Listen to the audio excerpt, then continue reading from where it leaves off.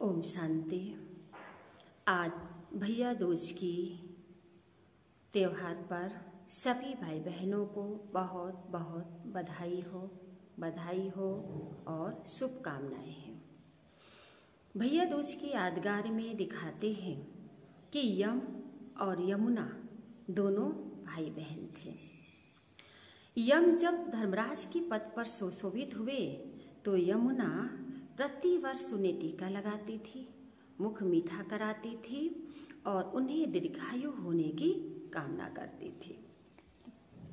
तो यम वरदान स्वरूप यमुना से कहे कि जो भाई इस समय अपनी बहन से टीका लगवाएगा वह यम के भय से बच जाएगा, यम के भय से दूर हो जाएगा।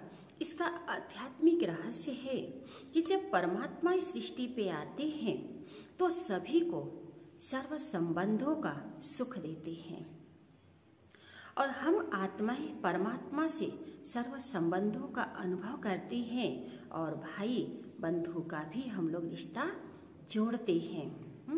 तो परमात्मा हमें सतयुग त्रेता का 21 जन्मों का राज्य भाग्य देते हैं जहाँ कभी अकाली मृत्यु नहीं होती। ते वरदान के स्वरूप में परमात्मा से हम बच्चों को प्राप्त होता है। दूसरा आध्यात्मिक रहस्य है कि जब परमात्मा इस सृष्टि पे आते हैं तो सभी मनुष्य आत्माओं के अंदर ज्ञान बल से भाई बहन का स्नेह प्रवाहित कर देते हैं और यह स्नेह सतयुग में मानव में स्नेह आत्मिक स्नेह का भाव पैदा हो जाता है। प्रकृति भी हम सभी को बहुत सुख देती है और ऐसी स्नेहमयी दुनिया में अकाले मृत्यु का कभी प्रवेश नहीं होता। उसकी स्थापना की यादगार में यह भाई दूज का पर्व मनाते हैं। और भाई दूज द्विज क्यों कहा गया है? द्विज इसलिए कहा जाता है क्योंकि जब हम एक जन्म हमारा लौकिक दुनिया में होता है और दूसरा जन्म हमारा जब परमात्मा के बच्चे बनते हैं तो हमारा एक नया जन्म होता है।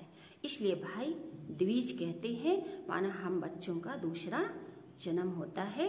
इसी की यादगार में हम भैया दूज मनाते हैं और सभी भाई बहनों को यही शुभ भावना यही शुभकामना देते हैं कि आप सदा आगे बढ़े, उन्नति करें, आपका सदा कल्याण हो, आप सदा स्वस्थ रहे।